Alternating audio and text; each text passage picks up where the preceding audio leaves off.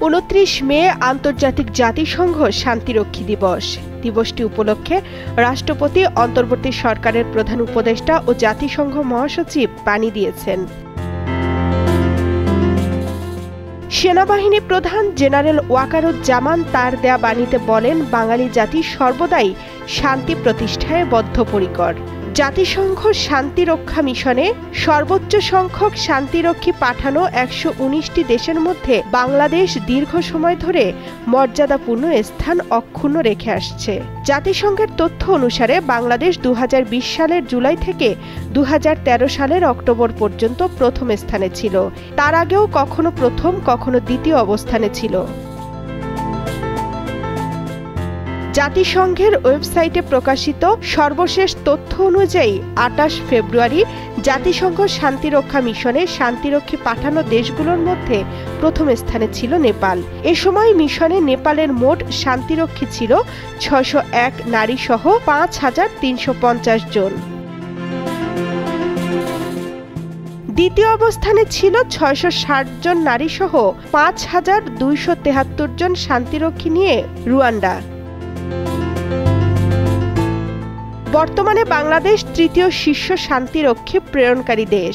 10 দেশের শান্তির পতাকা হাতে নিয়োজিত আছেন 444 নারী সহ 5818 শান্তিরক্ষী। ভারতের অবস্থান ছিল 151 জন নারী সহ 5224 জন শান্তিরক্ষী নিয়ে চতুর্থ এবং পাকিস্তানের অবস্থান ছিল 151 জন নারী সহ 2658 জন শান্তিরক্ষী নিয়ে পঞ্চম। এই ঈদে জামা জুতো অ্যাকসেসরিজের ডিসকাউন্ট।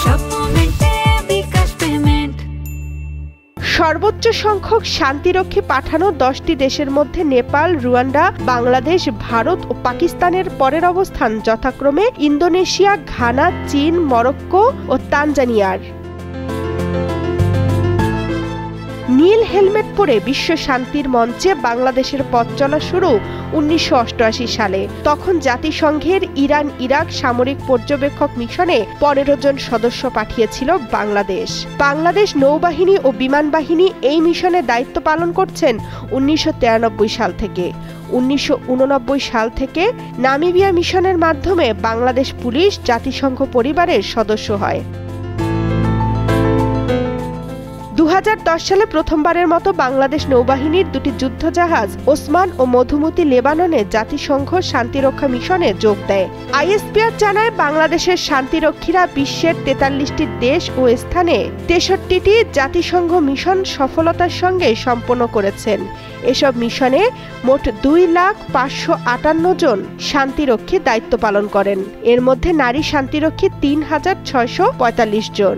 সেনাবাহিনী থেকে দায়িত্ব পালন করেছেন 1,62,035 জন। সম্প্রতি প্রথমবারে DR কঙ্গোতে বাংলাদেশ সেনাবাহিনীর 3টি হেলিকপ্টার মোতায়েন করা হয়েছে।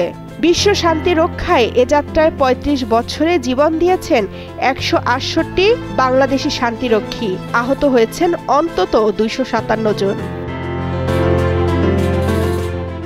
তামান্না তাহসিন খান, কালের কণ্ঠ।